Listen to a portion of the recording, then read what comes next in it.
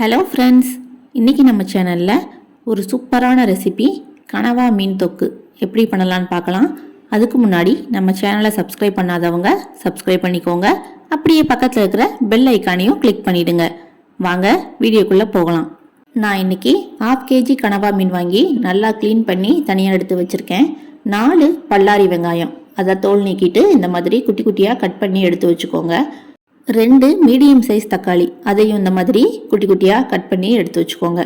இப்போ stove on பண்ணி கடாய் வச்சுக்கோங்க.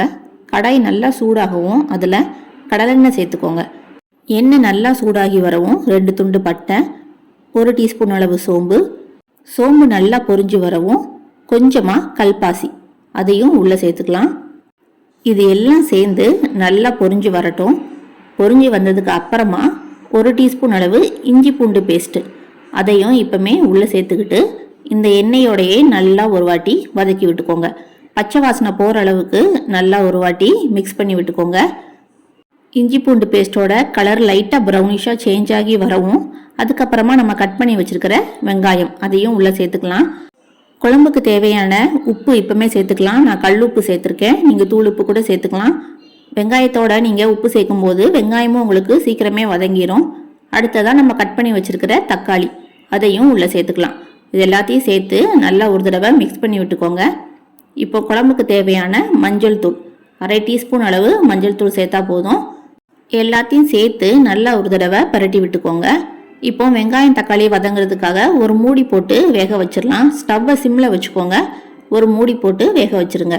5 நிமிஷம் கழிச்சு ஓப்பன் பண்ணி பாருங்கள். வெங்காயம் தக்காளி ஓரளவுக்கு நல்லா வதங்கியிருக்கு.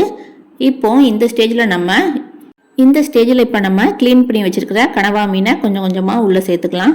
பாருங்கள், உள்ளே சேர்த்தாச்சு. இப்போ இது எல்லாத்தையும் சேர்த்து வெங்காயம் தக்காளியோட நல்லா ஒட்டுற மாதிரி பரட்டி விட்டுக்கலாம். எல்லா சைடும் ஒட்டுற மாதிரி பரட்டி விட்டுக்கோங்க. ஃபஸ்ட்டு உங்களுக்கு அந்த மீனில் மசாலா ஒட்டாத மாதிரி தான் இருக்கும். ஆனால் போக போக நான் மசாலா சேர்க்கும் போது எல்லாமே மிக்ஸ் ஆகிடும். குழம்புக்கு தேவையான மிளகாய்த்தூள், 1 டீஸ்பூன் அளவு மிளகாய்த்தூள், 3 டீஸ்பூன் அளவு மல்லித்தூளுங்கிற ரேஷியோவில் சேர்த்துக்கோங்க. அப்போ தான் உங்களுக்கு நல்ல கிரேவி டைப்பில் கிடைக்கும். இப்போ இது எல்லாத்தையும் சேர்த்து ஒரு வாட்டி நல்லா பரட்டி விட்டுக்க போகிறோம்.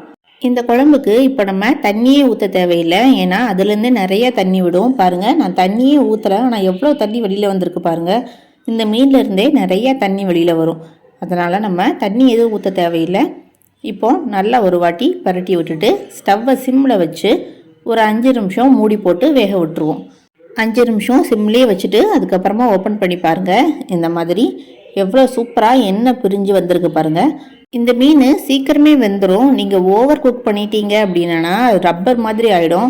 5 நிமிஷம் சிம்மில் வச்சுருந்துட்டு அதுக்கப்புறமா பாருங்கள், இன்னும் தண்ணி இருக்குது. நீங்கள் இப்போ ஓப்பன் பண்ணி வச்சுருங்க. மூடியை ஓப்பன் பண்ணி வச்சுட்டு கொஞ்சம் ஹை ஃப்ளேமில் வச்சிங்கன்னா அந்த தண்ணியெல்லாம் நல்லா வற்றி நல்லா தொக்கு பதத்துக்கு ரெடி ஆயிரும். பாருங்கள், நல்லா தண்ணியெல்லாம் வற்றிடுச்சு. இந்த ஸ்டேஜ் தான் கரெக்டான ஸ்டேஜு. அவ்வளோதான், கிரேவி சூப்பராக ரெடி ஆயிடுச்சு. நீங்களும் இதே மாதிரி வீட்டில் கண்டிப்பாக செஞ்சு பாருங்கள். செஞ்சு பார்த்துட்டு எப்படி இருந்துச்சுன்னு கமெண்ட் பாக்ஸில் கமெண்ட் பண்ணுங்கள். அப்படியே மறக்காமல் நம்ம சேனலையும் சப்ஸ்கிரைப் பண்ணிடுங்க. பக்கத்தில் இருக்கிற பெல் ஐக்கானையும் கிளிக் பண்ணிடுங்க. தேங்க்யூ.